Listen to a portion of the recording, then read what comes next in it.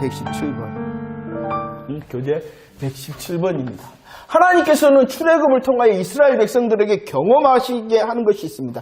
철저하게 지금 반복 훈련을 하고 있는 것입니다.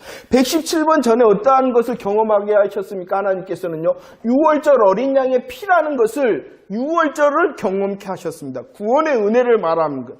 구원의 은혜를 경험하게 하신 하나님께서는요, 이스라엘 백성들을 어떻게 하셨습니까? 홍해를 건너게 하셨습니다.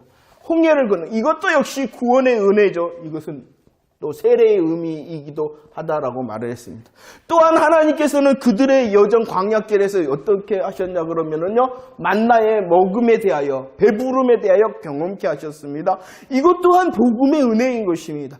또 어떻게 됐습니까? 만나뿐만이 아니라 반석에서 맛보는 생수의 경험, 시원케 하는 경험도 하셨습니다. 이것도 역시 무엇입니까? 복음의 은혜, 복음의 역사, 예수 그리스도의 은혜인 것입니다. 다 계속하여 하나님께서는 반복하여 그들에게 경험케 하고 고백케 하고 먹고 마시고 즐길 수 있도록 하셨습니다. 그리고 난 다음에 하나님께서 인도하시는 곳이 어디냐 그러면은 시내산이다라고 말합니다. 시내산. 철저하게 그들의 걸음 가운데 하나님께서 원하시는 복음을 경험케 하시고요. 그 복음을 한 번이 아니라 계속하여 반복하고 계십니다. 반복하신 하나님께서는 이런 것을 통하여 뭐 하신다? 계시하신다라고 계시. 열어서 보여준다. 하나님의 마음을, 하나님의 뜻을, 하나님의 계획을 보게 하시고 알게 하시는 계시의 역사들이라는 것이, 이 계시의 가장 큰 의미라는 것이 무엇이냐는 구원의 역사입니다. 구원의 역사. 다 구원과 관계가 되어져 있는 것이죠. 자, 그 다음에 하나님께서는 이렇게 복음을 철저하게 경험하게 하시고 시내산에 오셨습니다. 그런데 이 시내산에서 이루셨는데 그 시내산에서 하나님께서 주의사항을 이해가 되십니까? 하나님께서는 이렇게 복음의 은혜를 경험하시고 시내산에 강림을 하셨는데, 시내산에 강림한 이유는 뭐라고요? 첫 번째, 거기에 누가 있었기 때문이다? 백성이, 하나님의 백성이 있었기 때문이라. 왜 그들이, 이스라엘 백성들이 하나님의 백성으로 지금 불려지고 있는 거예요? 무엇을 했기 때문에? 복음 안에 있기 때문에. 이 복음 안에 있기 때문이라는 거예요. 이해가 되십니까? 그래서 그곳에 시내산에 하나님의 백성이 있었기 때문에 하나님께서 임재하신다라는 것입니다. 그 하나님의 백성을요, 116번 그 위에서 어떻게 됐어요? 하나님의 소유다, 하나님의 거룩한 제사장 나라다, 또 뭐라 그랬어요? 거룩한 백성이다라고 말했잖아요. 복음을 경험하니 하나님의 소유와 제사장 나라와 하나님의 거룩한 백성이 되어진 거예요. 그러죠? 복음으로 되어졌어요. 그 복음으로 되어졌으니 그들을 하나님께서 내 백성이다 라고 하시며 그 백성이 있는 어디에? 시내산에 임재를 하신 것입니다.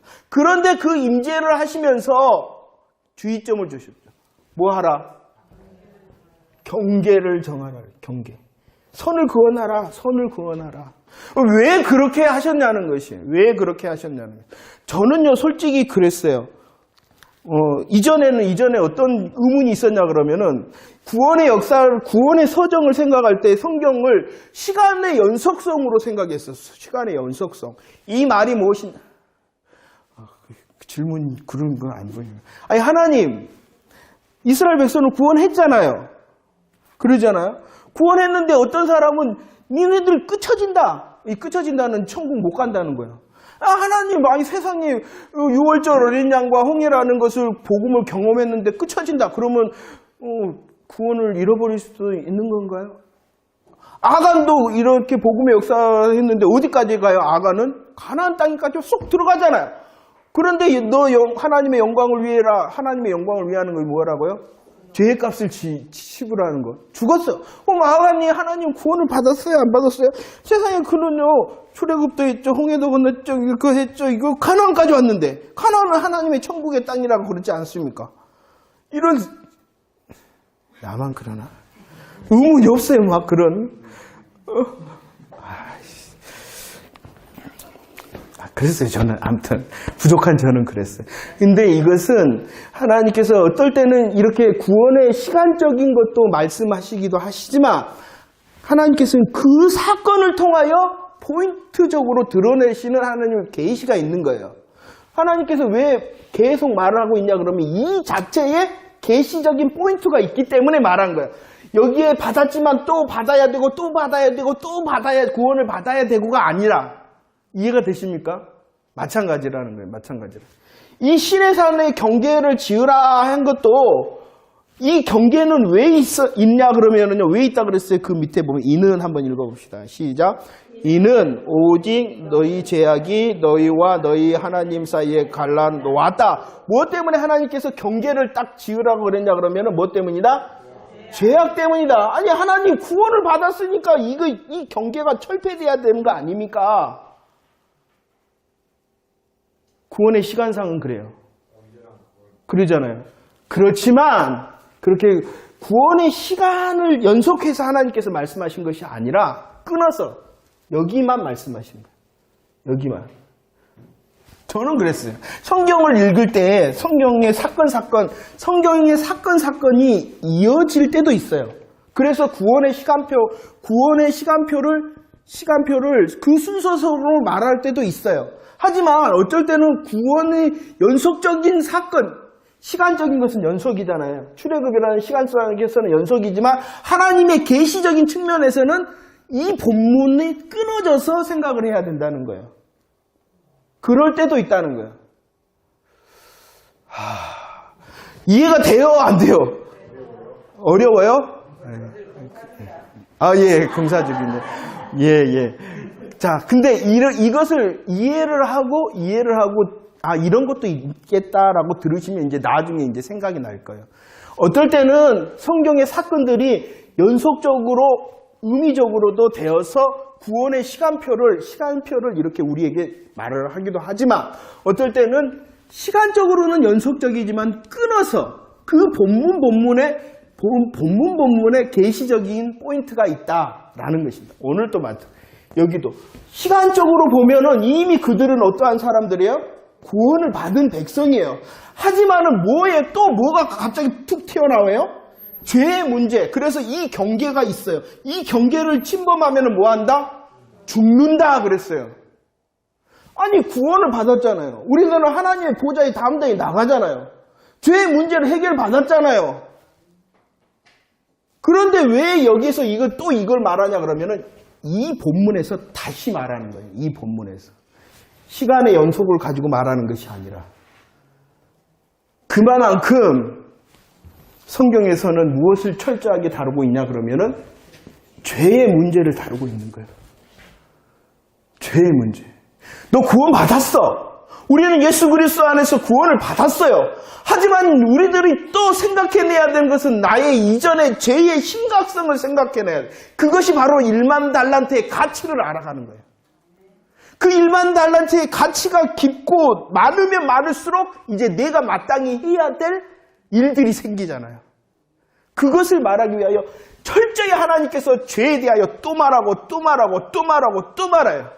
그 죄에 대해서 말하니까 당연히 또 그 다음에 무엇이 와야 되겠어요? 무엇을 말씀해야 되겠어요? 죄뿐만 아니라 죄의 해결 방법인 복음을 말하는 거예요. 그래서 우리들이 계속 복음을 반복해야 됩니다. 반복해야 됩니다. 왜? 뭐가 심각하기 때문에? 지금 내 죄로 인하여 지옥 갈까봐 무서워하는 죄를 말하는 게 아니에요. 우리들이 받은 1만 달란트의 은혜에 감사와 감격이 넘치는 죄의 심각성을 말합니다. 그래서 복음을 다시 말합니다. 이게 별거 아닌 것 같죠. 이건 잊지 마십시오. 그러면 여러분들에게 기쁨이 생기고 우리의 실수와 실패 제약 가운데서라도 다시가 있는 거예요. 다시가 있는 거예요. 왜 나는 이미 용서를 받았을까? 자, 조금만 더 보도록 하겠습니다. 자, 보세요. 죄로 인하여 경계가 생겼습니다. 그 죄로 인하여 생긴 경계, 그 죄의 경계를 침범하면 오늘 말씀에 뭐 한다 그랬어요? 죽는다. 반드시 죽는다. 왜냐 그러면 죄의 싹은 무엇이기 때문에? 사망이기 때문이라는 이 죄의 심각성을 다시 보이고 있는 것입니다. 그리고 구약적으로 보면 계속 한번 볼까요? 구약시대에 보면 구약시대의 생축으로 드리는 속죄제는 죄를 어떻게 한다? 구약 시대의 생축의 속죄제는 죄를 없앨 수 있어요? 없앨 수 없어요? 없앨 수 없어요. 단지 없앤다라는 것을 예표하는 것이에요. 예표예요. 그래서 여기서는 보류라는 표현을 썼어요. 이해가 되십니까? 구약적인 그 속죄제를 통하여서는 죄가 진짜 없어지는 것이 아니라 없어질 것이다. 십자가로 하시는 예표의 그림자예요. 그렇지만 이 구약적인 시간에 있는 사람은 이 예표를 믿기만 해도 구원을 받았어요. 그러나 이제 신약의 시간표가 됐지 않습니까? 신약의 시간표는 이 구약의 시간표에 구약 시간에는 허용되었던 이 예표를 지금도 그렇게 믿으면 구원을 받을 수 있어요? 없어요? 없어요. 그렇기 때문에 유대인에게는 구원이 없는 거예요. 실상인 예수 그리스도의 복음이 드러났기 때문이에요. 실상과 실체 대신 예수 그리스도의 복음 전에는 예표로서의 그것을 믿어도 구원을 받지만 십자가의 개혁 때 십자가로 개혁하셨어요. 실상과 실체를 보이셨어요. 그 시간 이후에는 이전의 예표를 가지고는 구원을 받을 수 없다라는 것입니다. 이해가 되십니까? 그래서 이것을 이제 보이셨어요. 실상을. 이 경계가 있었어요. 죄의 삭은 사망이기 때문이에요. 그러나 이 경계를 없앴어요. 언제 없앴냐? 네? 그래서 마태복음 27장 51절이 그죠?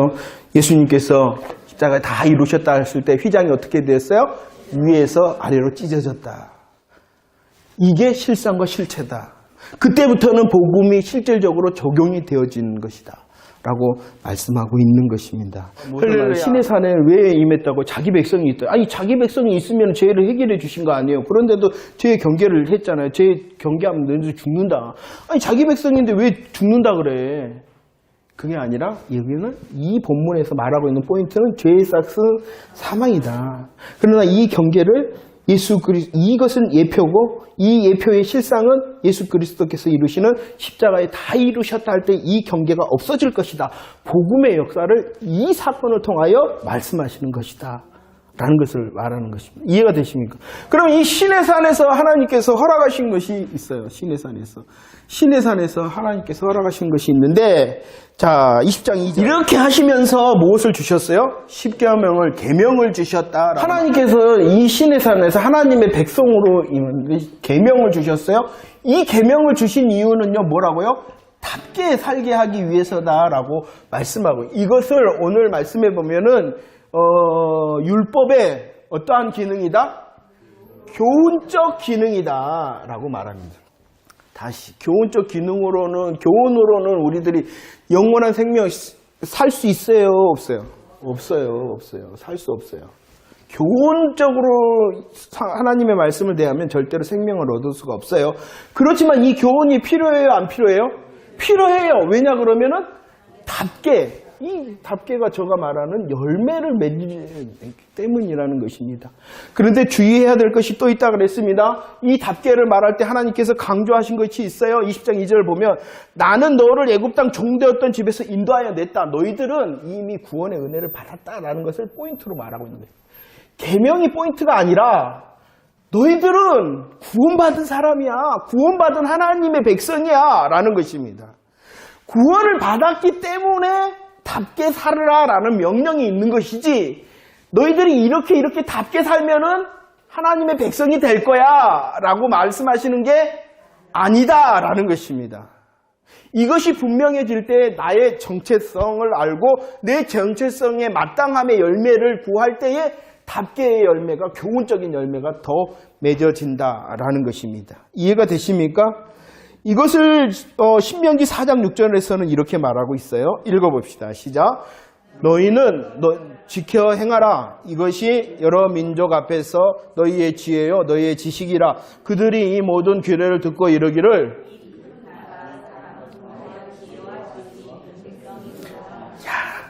자 보세요. 하나님께서 계명을 주셨어요. 답게 살게 하기 위해서요. 그들이 이 계명을 지켜 답게 살면은요, 다른 사람, 예수 믿지 않은 하나님의 사람이 아닌 이방 사람들이 뭐냐? 아, 다르구나.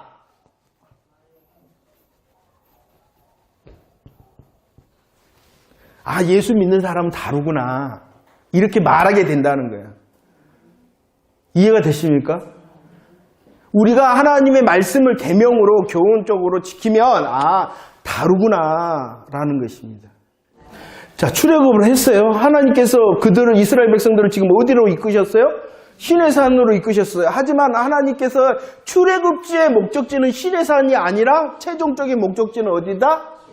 시온산이다라고 말하고 있어요. 그런데 하나님께서는 쉽게 말해서 그들을 시내산이 아니라 멀고 어렵고 힘든 그 길이 아니라 그냥 시온산으로 인도하시지 왜 시내산으로 인도하셨냐는 것이에요.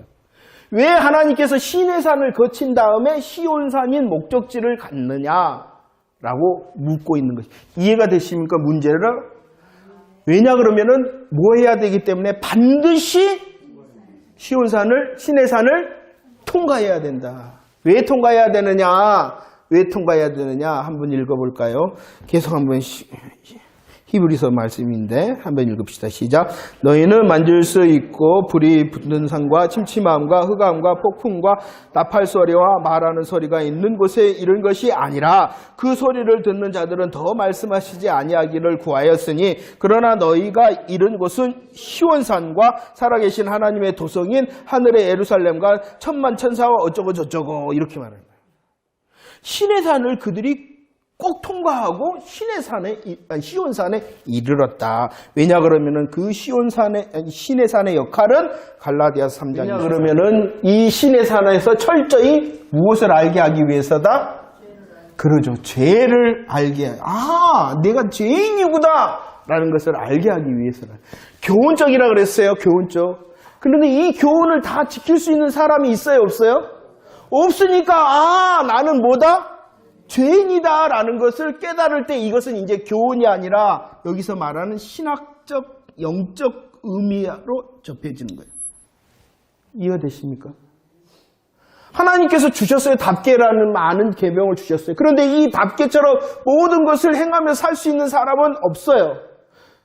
그러니까 내가 무엇이라는 것을 깨달아요? 죄인이구나 라는 것을 깨달으니 죄인이니까 죄의 방법을 해결하려고 누구에게 가라겠어요? 예수 그리스도께로 가죠. 그런데 많은 것이 여기에 멈춰요. 그래서 이제 다음 주에 설명하겠지만 이걸 지켜갖고 뭐 하려고 그러냐 그러면 복을 받으려고 그래. 복 받을 수 있어요? 없어요?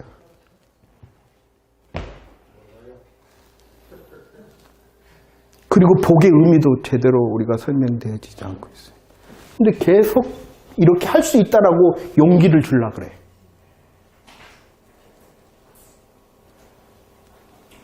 얼마나 어처구니가 없는지 몰라.